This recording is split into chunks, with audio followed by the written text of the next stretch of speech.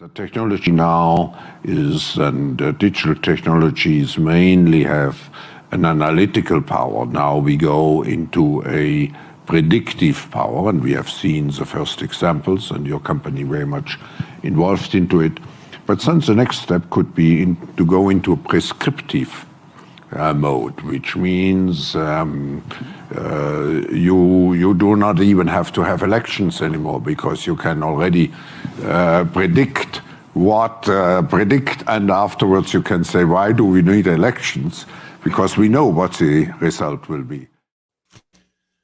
Okay, then. Looking forward to 2024. What do you think? Prescriptive mode. Yeah, we know what the results will be, so why even have elections? Yeah, do you remember on the Johnny Carson and the Tonight Show when he would dress up with that big hat and he put the envelope on his head? Like, yeah. That's what that'll be our election. Yeah. Oh, it's going to be insane, folks. 2024 is going to be absolutely nuts. Remember where things were at the end of 2019. There had been no COVID yet. None of the crazy stuff we were expecting. None of the crazy stuff that happened were we expecting in the beginning of that year. It's going to be absolutely insane. We know the establishment's going to do everything possible, everything imaginable to try to stop Trump. And just brace yourself, folks. It's going to be an absolutely nutty year. And of course, that was combine that with our own craziness, right? Yeah, the craziness we bring upon ourselves. Exactly. We'll talk about that tonight too. But that was actually that was Klaus Schwab from the World Economic Forum, and Sergey Brin, I think he's the CEO of Google, I believe. And then that was actually Vivek who posted that clip on his Twitter account, pointing out that Schwab, you couldn't ask for a more cartoon comic book villain than Klaus Schwab with his absolutely heavy German accent there. That just adds to it. For some reason, we associate German accents with evil. I don't know if it's like maybe because they are the country that invented Nazism, which there's been a bit of a resurgence of in a certain part of the world these past few years. But I don't know. We'll probably be talking about that a little bit this show. But there's that. The big well, and the big story I want to talk about tonight, folks, is this NDAA vote. And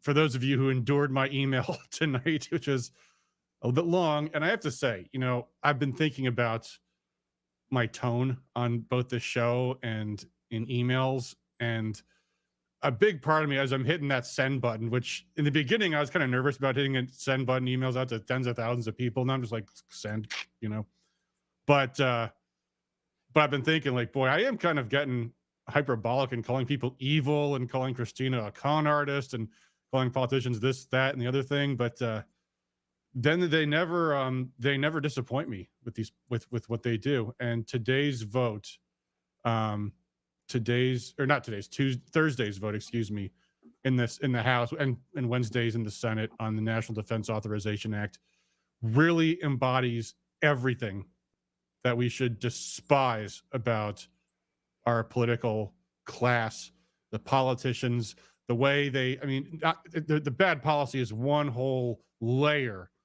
But on top of that, the way they cover it up, the way they break the rules, the way they lie about it. Lisa McClain, I'm going to find this now that I think about it. Just, by the way, it's good to see you again, Patty. Good to have you on the show, because if it was a lonely show with just me tonight, I'd be in probably an even nastier mood. But I'm here for comic relief. See if I can find this. Karnak, yes, John C. King. Yep. There was a vote. There was a comment. Lisa McClain, she was spinning this, and it just made me so angry. Let me see if I can find it here. I didn't put it in my notes, so I didn't think I was going to use it, and then just thinking about it made me so angry.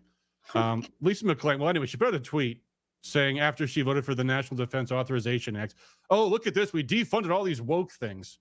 Yeah, Tim says Lisa M. Yeah, Lisa McClain, Congresswoman for the Thumb area, put out a tweet saying, "Oh, look at all these wonderful things we defunded, all these radical left stuff." If you read all the news stories about the NDAA and the conference, the quote-unquote conference committee, they cut out all of the Republicans' stuff. They cut out things like prohibiting abortion travel. They cut out prohibiting taxpayer funding for sex changes for the military.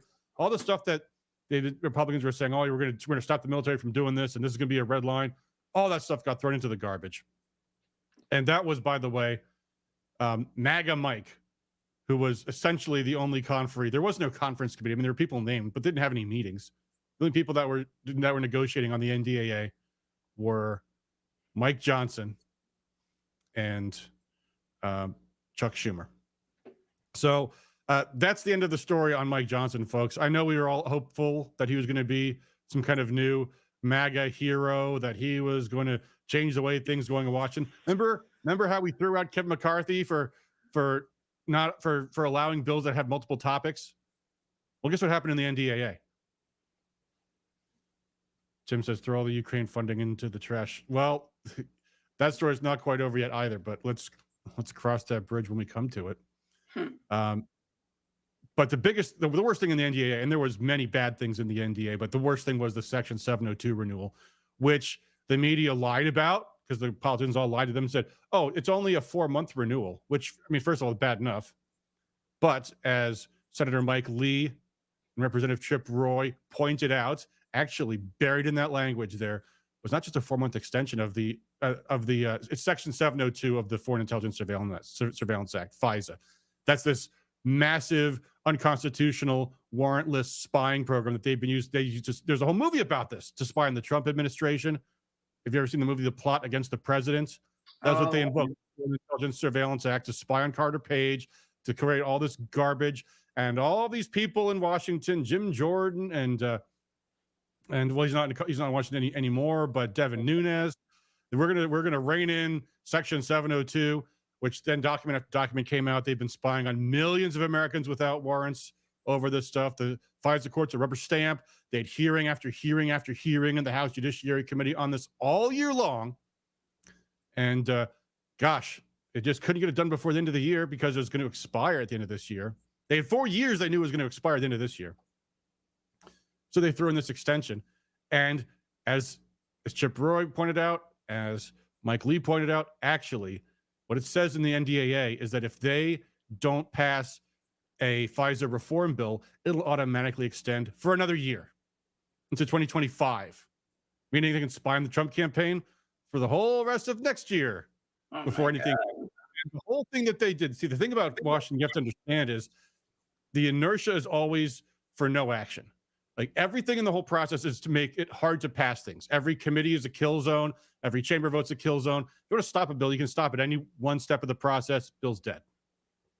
So defeating a bill is a lot easier than passing a bill. So we had the advantage that the bill is going to just expire at the end of this year, unless they pass something. But guess what? They managed to pass it in the NDAA, and they passed it by more than 2/3 vote. And we were close too, by the way, because it would have taken 290 yes votes to fall short. But they had 310. There were 20 votes in the House above the number they needed to pass it, and everyone in the Michigan delegation voted yes. Except Rashida Tlaib. Rashida Tlaib. Now, she might have, I'm sure she voted no for her own reasons and not the reasons why I care about, but nonetheless. Yeah, exactly. But still, I mean, if Rashida's voting right on a bill and you're voting wrong, what does that say about you, McLean? Lisa says, McLean is showing her true colors along with many others. So tired of these rhinos. We don't know who they are until it's too late in many cases. Did she have a concerning voting record that was overlooked? Not really, Lisa. In fact, I mean, McLean was not a state lawmaker before she was a congresswoman, so we didn't have much of a record for her. I was surprised on other votes this year. The one that was voting consistently well was John Molinar. I was surprised by that because he had nothing special of a record in the state House or state Senate, but he was voting surprisingly well on a number of things that we were looking at earlier this year. But the thing that's so amazing about this is the way they passed this. So let's just set the table for you guys. On Wednesday, in fact, let me bring this vote up here. Hold on. Let me put this on the screen. Hey, is StreamYard work now with Twitter? Well, we stream to Twitter, but we don't see. Oh, we do see. Yeah. Hey, Dennis Marburger says joined. It looks on like X, I guess. Hey, folks, if you're watching on X, apparently StreamYard now shows your comments to us as we are live on X. Yep. So feel free to comment, interact with us. Yep. Yeah, that's good. Good catch, Patty. I did not even notice that. This is, first we have this procedural vote here.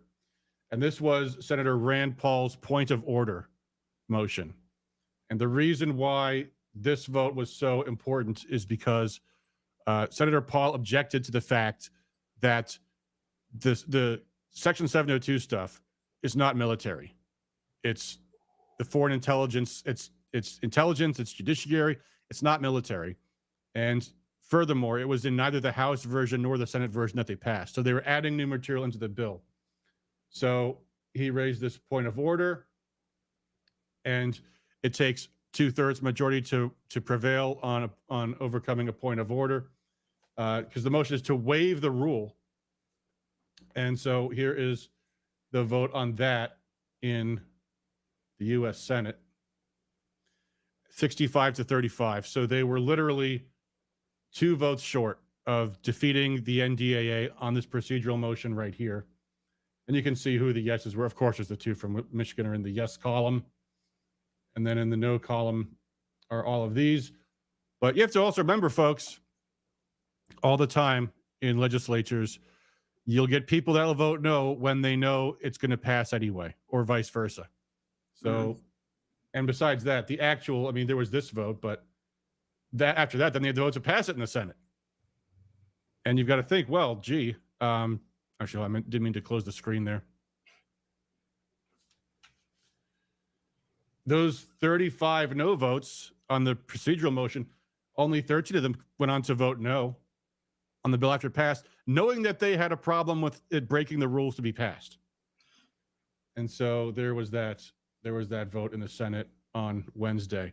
Curtis Clark asked, how did Huizinga vote? Bill Huizinga voted yes. In the House, which was the very next day. So this was Thursday. This is their last day, and they need to suspend the rules to pass the bill because there's a rule about allowing the bill to rest for 24 hours to give the public time to know what's in the bill. And of course, they have to suspend the rules to pass that. So people in the House start making the same objections. First of all, this bill violates the one subject, one bill rule. Secondly, we haven't gotten time to, it hasn't been properly held over. And also because the Section 702 renewal was not proper, not part of the national defense, shouldn't have been in there in the first place. Wasn't even in either bill passed by the House or the Senate. So guess what the parliamentarian says to them? Well, sorry, because we haven't introduced the legislation yet. And so they say, well, we need to object to this because once the bill's brought up, it's brought up under suspension of the rules. So they're told, don't worry, you're going to have the opportunity to introduce your procedural motions objecting to these violations of procedure. Sure enough, they bring the bill up and they make their objections. Sorry, you can't do that. You can't do that because it's brought up under suspension. So they know what they're doing. They know, they don't care, folks. This is what's so disgusting. Here's the roll call for the House. I'll bring this up with us on the screen now. They don't care. We'll look at Michigan. And here's the votes. The only one to vote no was Rashida Tlaib. They all knew they were breaking the rules. They don't care that they're breaking the rules. They all knew what this was all about. It was about Section 702. They don't care. They're laughing at you. They're renewing spying powers. You know, some other stuff that was in the NDAA too, by the way. There's provision in the NDAA. Look at this. Congress approves bill barring any president from unilaterally withdrawing from NATO. Gee, wonder who that might be targeted towards. What future president might want to unilaterally withdraw from NATO? The one who just said he wouldn't rule out Nikki Haley as the running mate. Yeah. Yeah, it's pathetic that Trump would even entertain that. I saw he made a disgraceful comment saying, oh yeah, I always liked Nikki Haley. Yeah. What's wrong with him? I don't know. I mean, wasn't that the big issue, right? His personnel choices. Yeah. Yeah. I mean, it's sad because, you know, he's going to be the nominee, and I think we kind of have to support him because of because he's the establishment's biggest threat. But it's embarrassing when Trump says stuff like that. But here you go. The measure spirited by Senators Tim Kaine and Marco Rubio, little Marco, was included in the annual National Defense Authorization Act. So that was in there. What was the other thing? There's in the National Defense Authorization Act. Oh, there was also provision to waive congressional approval requirements on new weapons testing. So on one hand, Congress is happy to give away their own legislative authority to the Pentagon, but they'll also be happy to snatch away presidential authorities from the future president. That was all in the NDAA. And to people who are going to say, because I know there's people out there who are going to say, especially, by the way, the politicians, what do you think Lisa McClain and John James are going to say? This bill funded our military. I had to vote for it. Yeah, but you didn't. Your other colleagues did. What would have happened if they didn't have the votes to pass it under suspension of the rules? You might actually have to strip out Section 702 to get enough votes. Then it would have passed. Folks, they don't care about the rules. They just proved that. They just all voted by 2/3 majorities in both chambers to ignore the rules. So, yeah, they could have waited a couple more hours to overcome the problems in the bill. The reason why they voted yes is because fundamentally they don't care. Lisa says, don't forget the military-industrial complex must be fed. McClain and James need to go. I completely agree, Lisa. I think Republicans need to understand that the reason why we have this rhino problem is because we don't have standards for Republicans the way Democrats do. Democrats don't tolerate Democrats voting pro-life or voting pro-gun. They remove them, even if they cost them a seat or two, because they know in the long run it sets an example. Our side just doesn't do that. Jay says, do you think some congressmen voted yes because they knew it would pass anyway and didn't want to be accused of voting against military funding? I think that's their excuse on paper. But that goes to your point. That goes to your point that you just said, though, right? That some vote no for the same reasons. I'm sure that's right. Yeah. By the way, folks, we are watching on Rumble. So if you folks watching on Rumble have comments, you can leave them in the chat. We will, as to the best of our ability, read them on stream. But yeah, I mean, it just absolutely makes me furious that there isn't a single one of them in Michigan worth defending. And depending on how the U.S. Senate race shakes out, you may have no one to support in the U.S. Senate. I'm not going to vote for Peter Meyer, who voted to impeach Donald Trump. I'm not going to vote for Mike Rogers, who loves all this Section 702 garbage. He supported the Patriot Act. He supported all this warrantless surveillance. Emma says, sorry, having just joined. Can you tell me in the chat if it's a spending bill or what? Yeah, the National Defense Authorization Act, which was also, by the way, nearly $1 trillion in spending. Yeah, Mark says, reminds me when Lisa spent almost $2 million to beat Shane Hernandez in the primary and nothing in the general. Well, hopefully we're informing you guys with how these people vote, because Shane Hernandez would have been a wonderful member of Congress. He's a good guy. Yeah.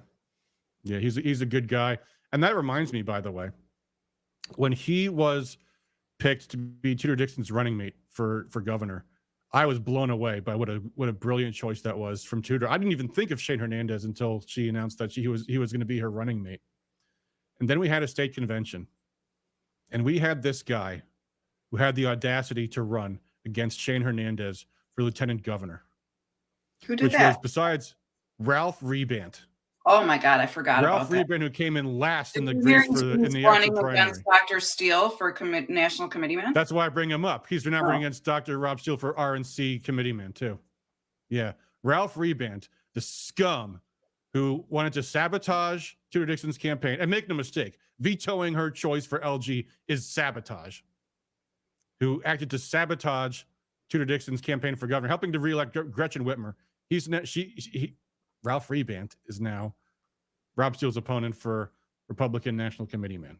And that's going to be... Is he though?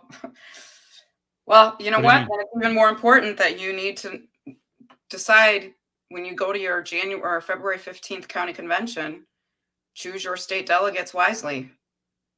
Yeah, Daniel Lawless says KK recruited Ralph to run for RNC. Yep. Because Christina is desperate desperate to hold on to power and recruiting anyone she can find to run against serious conservatives. Even violated the bylaws, whipping to get him on the ballot. There you go. Yeah, speaking of all this, by the way, there was a debate this past Tuesday among U.S. Senate candidates. And it was pretty bizarre for a number of reasons. Asking, when do we select new RNC members? That's going to be at the upcoming conventions. Yeah, so when you vote for delegates at your county convention to go to state convention or the district caucus, whatever we're calling them, right? Which is when March 2nd. Yeah, something like that. Make sure you know who these people are going to vote for and vote accordingly, right? So if you want Dr. Rob Steele to remain as your national committee man, make sure you elect people to go to that district convention that will support Rob Steele. Yeah, Rob Steele was absolutely instrumental in getting our national delegates. Same goes for national committee woman and frankly for president, right?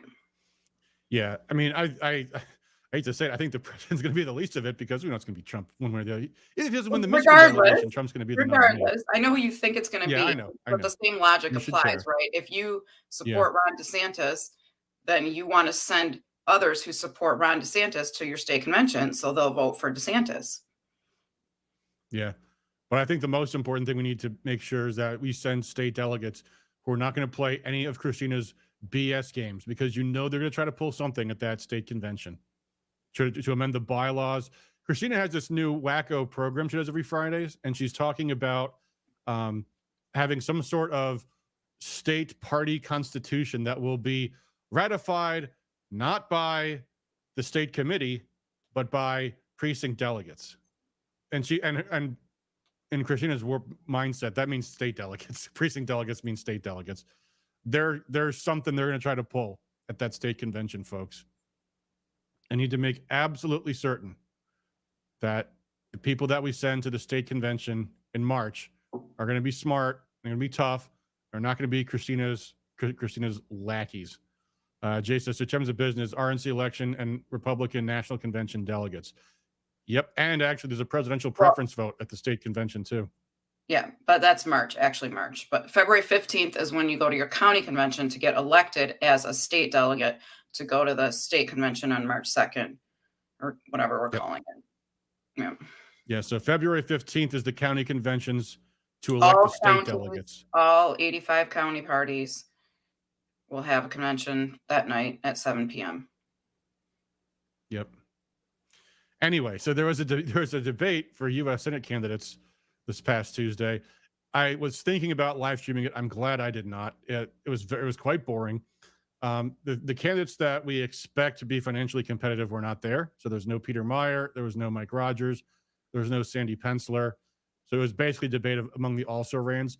I don't dislike all of them, honestly. I really do like Michael Hoover a lot, but I don't think he's going to be able to be financially competitive. So it was very bizarre, though, because first of all, the moderator of the debate was the Kent County prosecutor, Christopher Becker, which, if you guys have seen my emails, you've heard this story before, but I want to reiterate this. This is the guy that's prosecuting Christopher Scher for murder. And Christopher Scher was a Grand Rapids Police Department officer who pulled over a guy who had false license plates, which is an absolutely valid traffic stop. The guy then ran from the cop. The cop then ran after him, which is now a guy resisting a lawful stop. Fought him for control of his taser. The guy actually took his taser, at which point the guy is now in possession of a deadly weapon. Because if officers get shot and killed by resisting suspects with their own weapons, it happens. So when a suspect who you were lawfully detaining fights you and takes control of your deadly weapon, which if they tase you, they can then steal your gun, shoot you with it, maybe shoot somebody else in the neighborhood while they're at it. After the suspect resisted his commands over and over and over again, the officer shoots this suspect. And the media and Black Lives Matter ginned this up as another case of what's the guy's name from help me out here. Michael Brown. No, who was it? The George Floyd. That's it. Bill says Michael Hoover spoke at a Lapeer County Republican Christmas party. Nice guy, but won't have a chance financially. I mean, it's too bad. He seemed like a great guy. But Sandy Penciller, I think, is also a great guy, and he probably can be financially competitive. So we'll see how that goes. Jay says, does Peter Meijer have a chance after losing his House seat after one term and voting to impeach Trump? Not really, no. But he wants to be relevant, I guess. Emma says, was the idea to hold a no confidence vote against Christina abandoned? I don't think so. I think I think they want to get rid of her personally. Anyway, all this was on video. All of this was on video on the police officer's body cam. The court's seen all this. And the judge, bowing to BLM's pressure, is allowing the case to go forward, even though probable cause should mean probable cause. But he says, no, let the jury decide, which is very, very risky. I mean, first of all, the trial still hasn't happened yet. This guy's been, under felony murder charges for over a full year now. Just his life being completely ruined. That's all. You can't imagine the threats he gets every single day. The Kent County prosecutor, who, if this goes to trial, will be trying to convince a jury to put this police officer behind bars for the rest of his life, where he and most likely be murdered in jail, is the one they chose to moderate the debate. Why does that matter? Well, for one thing, because the debate was very clearly organized by Christina's people. Christina was a panelist at the debate. And they said a lot of things that, like saying Peter Meijer didn't show up because he's a chicken, and Mike Rogers didn't show up because he's a chicken, which I personally agree with, but that's pretty unprofessional for the debate host to be saying. But I mean, I'm not saying that the opponent said that. I'm saying the debate panelists said that, and the host, Cool Mike, I think it is. And this is Grand Rapids, Kent County, 3rd District. These are Christina supporters. So I will never support Mike Rogers or Peter Meijer for U.S. Senate, but I don't blame him for not showing up to that debate. It was very, very obviously a farce, a complete farce. And it's funny that Christina's people didn't even think, again, just they don't know anything. They don't think twice. Yeah, let's just have the county prosecutor who is trying to judicially lynch a cop be the moderator of that debate. Absolutely, absolutely amazing. Oh,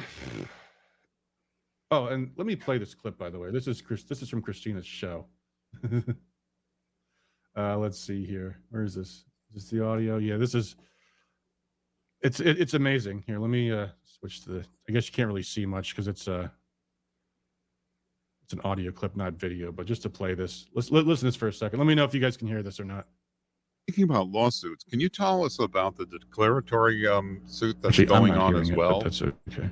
Yeah, so thank you for asking about that. To clarify, there's people concerned that we're seeking, punitive damages. Do you hear it? Or some kind of financial relief from other Republicans. That's not what's occurring. There has been some disputes that unfortunately have somewhat spilled into the public square, where there are individuals who it appears to be are utilizing the name of the Michigan Republican Party. Isn't it amazing how vague she is? Everything's in like the passive voice. Oh yeah, there's these lawsuits happening out there because we just need to, get control of there's people using our name improperly. Who, Christina? Why don't you explain to people what you're talking about? Oh, yeah, there's just this issue out there with ownership of the building. There's no specifics, folks, and I don't want to rehash all the stuff about the buildings. We talked ad nauseum about that this past week, but since Christina did bring up the bit about the trademark again, because that's been a big whole issue. She part of the Comerica Bank lawsuit was over control of the state party's trademarks. Guess what, folks? We looked into it. They don't own any trademarks. They don't own any trademarks. Yeah. MIGOP News is what it's apparently in reference to. Saying what? Matt says she can't sell a building she doesn't own, and if she did, to use it to pay debt is a felony. Yeah, that was another thing that we found out about. And actually, it's funny because there was an Eric Doster's reply. Let me see if I can find that in my email because. Oh, hey, Jamie hilarious. Green. Jamie Green. Hey, Jamie, how are you doing? Yeah, here's what Eric Doster wrote. Since the perpetual reason why this scheme makes no sense is that the campaign finance laws prevent the Michigan Republican Party from paying off its line of credit by selling a corporate asset like the building. Therefore, even if this crazy line of credit argument that is being explained to the Budget Committee has any merit, which it does not, Michigan Republican Party cannot use the proceeds of the building or any other corporate asset to pay off Comerica. To pay off the line of credit to Comerica, the Republican Party must raise funds from individuals or from committees containing contributions from individuals.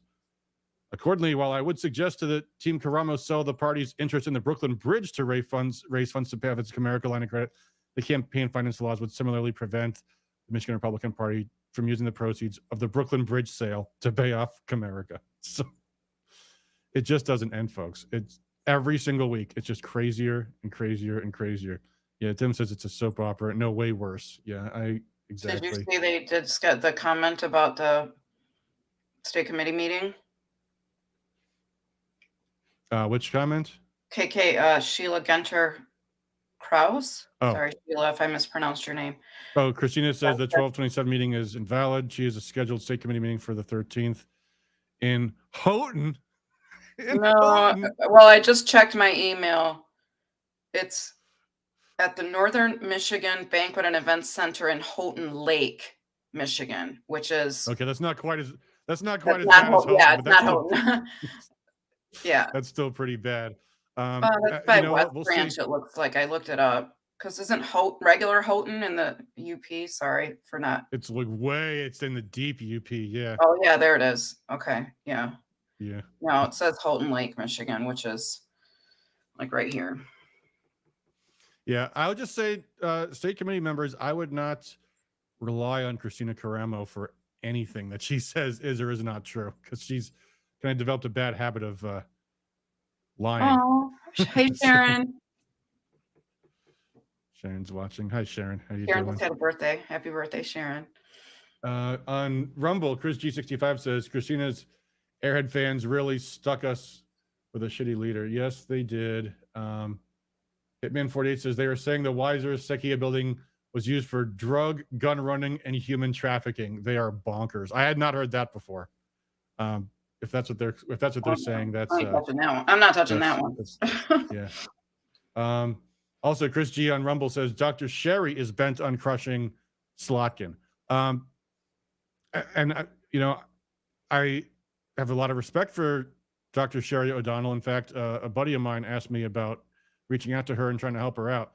The thing I have to say, though, is whatever financial issues that Michael Hoover has, I think she probably has as well. I mean, to run for U.S. Senate, you need to raise or have access to a ton of money. And I don't think she does. And honestly, I think she came across pretty extreme in that debate, too. So I'm not saying that she wouldn't be a great candidate, but, and she did run for Congress 2 years ago. She ran for the technically open U.S. House seat against Tim Walberg. Technically open because of redistricting, although obviously Tim Walberg was in Congress previously. And she got, I think, like a third of the vote, which is not bad for a primary challenge. But, if you can't win a U.S. House seat, why would you think to run for higher office next? And I've seen candidates do this where they run for one office, lose, run for higher office. That's a sign of a perennial candidate in the making, in my humble opinion. Curtis Clark says, I heard allegedly there may be investigation into the building listed in the trust was used in loans and money laundering, but who knows? Sounds like a rumor to me. John King says Mike Rogers is the front runner, and I think the Republican with the best chance of beating Slotkin. I think Mike Rogers, it might actually be worse than Slotkin, John. So I would disagree wholeheartedly with that. Did you see Mark Cornell's comment? Bob Cushman posted a video explaining the building. Christina Karamo explains the truth about the Republican Party in Michigan, cuts to the chase. So apparently People's Pundit gave Christina a forum. I haven't seen the videos, but I do watch People's Pundit, so I don't know. And then Matt replied to him that the People's video Pundit is or inaccurate. People's Pundit is Rich Barris. Yeah, right. Okay. Yeah. Mm-hmm. Interesting. Well, I folks, it's going to probably be a shorter stream tonight. I will at some point take a look at all that stuff and maybe do a blow by blow on that. Well, next Just to Sunday's get back to the Next point, 'cause I Sunday's don't want Christmas to. Eve. Yeah, you there won't be believe any it? program on Christmas Eve, that's for sure. But Can there you might be believe one it? during the week. I Yeah, can't believe it. It's. I know the holidays coming up on us fast.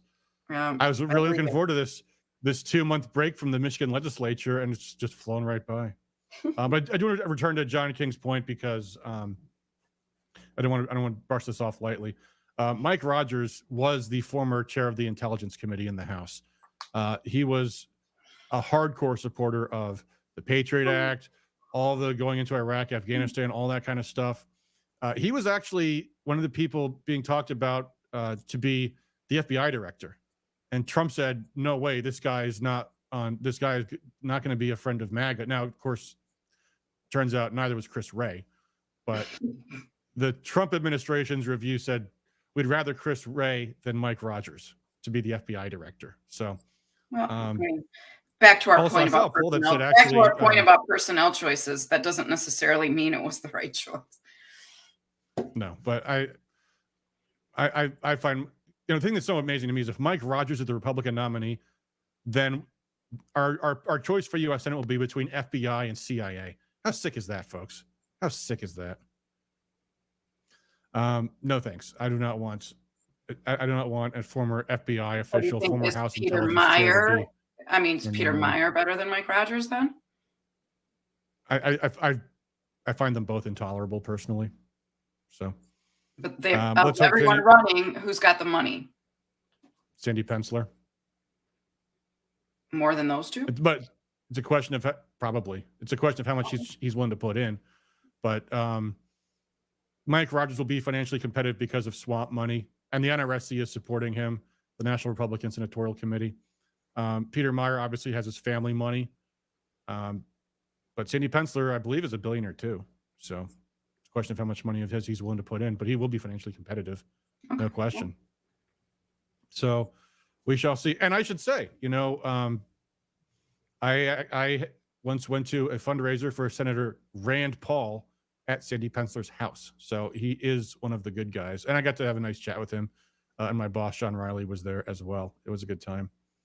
John asks, would Slotkin have worked with and or know the informants in the first Trump impeachment or so-called informants? I don't know the answer to that, John. What else has been going on in the news lately? Here's a funny story. You may have heard about a certain U.S. senator's staffer. This particular U.S. senator made a lot of odious remarks about comparing January 6th to 9/11, and about how sacred all of the buildings are on Capitol Hill. And apparently his staffer was just caught having anal sex in a Senate committee room, which, folks, let me just tell you, I mean, obviously that's gross, but there's more to the story than this. Because my first question is, what kind of staffer was he? Because I remember noticing when I worked on the Hill that you would see like chiefs of staff just referred to as aides. And it's like, well, okay, but there's a big distinction between, someone who's a legislative correspondent making $30,000 a year or less versus the chief of staff. The chiefs of staff are very influential. So are LDs, legislative directors. But it looks like the guy was actually fairly low level. He was in LA, same as I was when I worked there. Legislative assistant means he's involved in certain policy areas, drafting legislation, things of that nature. Which raises an interesting question, because I'll tell you, folks, low-level staffers do not have access to committee rooms. It may be different in the U.S. Senate because he was in the majority for a U.S. senator. But I have a big question about how did he get into that room? Were the cameras on? Because all those rooms have cameras in them. I mean, I guess they obviously were because there's some video that leaked. But is there going to be an investigation into any of this? Because there should be. An insurrection? There should be. Yeah, it was a defacing of a hallowed U.S. Senate building. And by the way, wouldn't it be awkward if you have to use that room in the future? When you come back in January some committees got to use that room, like people are all probably wondering, like, don't take a black light. Yeah, definitely have to run a black light over there. I mean, the thing they ought to really do is just burn down that building and build a new one. Oh, geez. I shouldn't say that. Don't, you're going to get in trouble. Lisa Lynn says, just saw a Facebook post from Wendy Rogers sitting next to Christina that says, love this gal, my good friend. I don't know who Wendy Rogers is. So Wendy Rogers is from Arizona. She's part of. Okay. She's one of them. Yeah, one of them. Yeah, exactly. You know, in Arizona, right? They had that huge audit, quote unquote, whatever they called it, right? And then like nothing ever came of it. Yeah, it was a total disaster. Mm-hmm. Yep. I guess that might do it for us. Oh, you know, Mark I got another. Fincham has gone quiet. Mark Fincham has gone. He was like with the Mark Fincham crowd. Yeah, in Arizona. maybe a lot of. I think a lot of people are going quiet because there's a lot of legal action happening. Mm-hmm. Yeah, Lisa says yes. She is one of them. Sorry, I know that probably sounded. I couldn't think of the words. I'm sorry. Yeah. By the way, another vote. I meant to cover. Let me see if I can find it here. Yeah, here we go. This is a vote on. How do I switch to this tab? Here we go. Yep. This is a vote. Quiet. Yep. Everything. This is a vote in the U.S. Senate not too long ago, week and a half ago, on this is Senator Paul's motion to withdraw troops from Syria, where they're illegally occupying territory.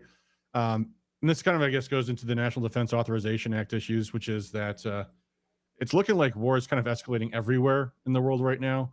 Situation in the Middle East is escalating. Situation with NATO getting more involved in the Russia debacle escalating.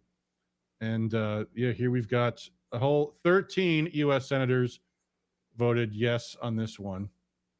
Some Democrats and Republicans, but the lion's share of them, including, of course, the two from Michigan, voting no.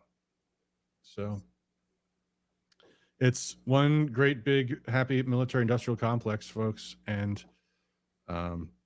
they are going to get no reforms whatsoever. But the reforms are going to probably come when we suffer even more military defeats. I mean, it's bad out there, guys. In case you haven't noticed, there was talking about what terms Russia might dictate to Ukraine for surrendering, and one thing was handing over all of the military equipment that they have come into possession of, including all that nice, fancy American stuff that the Russians would love to reverse engineer, and by this, China.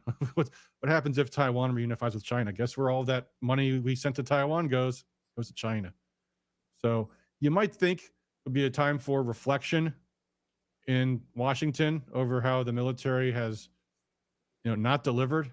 Remember when Trump asked his generals, "Hey, come up with a plan for victory in Afghanistan," and they did. And he said, "Okay, you got a year to get it done." And then a year goes by, and nothing got done. So he fired them and said, "We're going to pull out of Afghanistan."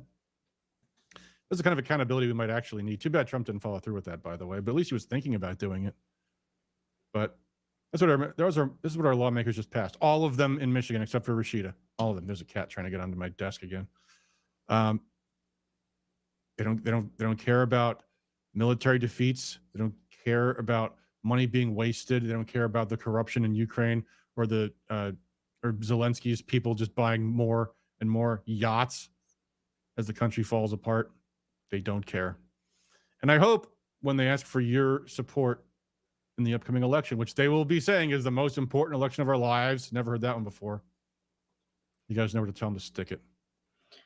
And I don't know. I think that's probably all I got for this week.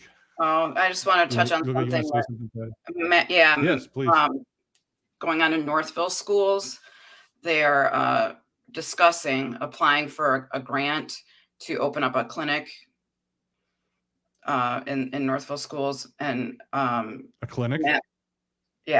Health clinic. Kind of like what they were going to do in Grosse. Well, they're doing it in some schools, but where in Grosse Pointe they were going to do it, and then when they flipped the board, they were able to reverse that decision. Matt went to a meeting last week, and he was on Dave Bondi tonight talking about this. So there's some things going on in Northville schools with this clinic, which, again, kids could go with no parental consent and have access to all this health care, which, I mean, the law, if they're 13 and over anyway, they got to get their parents, you know, or they have to approve their parents to know what's going on in their health care. But so that would be the same They're in trying to school. change that too. Easier access, right? If they can just go down the hall versus if you're at home and then, you know, your parents got to take you to see a doctor or whatever. But so I'm probably not explaining it well. I don't know if Matt's still watching, if he wants to put in a comment about it, but if you live in the area and that interests you, I guess reach out to Matt. Okay. Yeah. Matt, you're welcome to. Maybe you're welcome to come back on the show too. We might do a show on Wednesday or something. I know I'm traveling to visit family. I think either Friday or Saturday. No, Thursday or Friday. So maybe we'll do a show on Wednesday or something. Yep, you're right, Mark. Yep. Curtis Clark says, if by some miracle I can beat Bill Heisinger in the primary, I'd like to have you on my advisory board. Well, thank you, Curtis. And best of luck to you. If you're serious, that would be lovely. Yes, exactly, Ron Picard. The more primary challengers these people have, the better. Yeah, Ron Picard says a health clinic for 14+-year-olds don't need parents' permission. Need parents to show the district how they feel. When's the meeting? January 9th. Okay. The day after maybe Michigan's going to play in the national championship. I mean, I don't want to jinx them, you know, but. Mark says what she's saying is a perfect example of why being a candidate for school board is so important. Yep. We need more candidates, folks. Sully on Rumble says, looks like we're up against the uniparty on all fronts. Yeah. I mean, Christina's been mocked for calling it the uniparty, but she is absolutely right that there is such a thing. Too bad she's part of it, but whatever. And by the way, you know, I was thinking about that too when I called her a con artist in the email the other day, and like, you know, maybe I should have given her the benefit of the doubt. Maybe it's just being manipulated by other people. But it's hard to believe that at this point she's not cognizant of what she's doing. An honest, honorable person by now would have said, you know what, I'm not doing this job effectively. There's others that should be doing this. My party does not support me anymore. The majority of my delegates have walked away from my BS online meeting. And if you can't face that, I mean, if at best she's delusional, then she's a con artist because she's conning herself. So I stand by my remarks. And if I ever feel like I'm not being, that I'm being too harsh towards politicians, I think the only thing I'm really concerned about is just diplomacy for the sake of how it rubs you guys. But honestly, these people make me sick, and it is a calling in life to hold them to account. John King says, can Michigan Republicans use the issue like Youngkin in Virginia? Possibly. It all comes down to a question of, do we have the making people informed? I mean, yeah. Yep. All right, guys. I think it's going to do it for us for tonight. This has been, sorry to be kind of a depressing stream, but that's the way it goes sometimes. It's a depressing. So glad to be back after a couple of weeks off. Yeah. As always, guys, thanks for all you do for Liberty, and we will do something in the middle of the week because otherwise we're gonna hit Christmas Eve and New Year's Eve, and that's not going to work. So we'll do something sooner. All right. Good night, guys. Till next time. Peace out.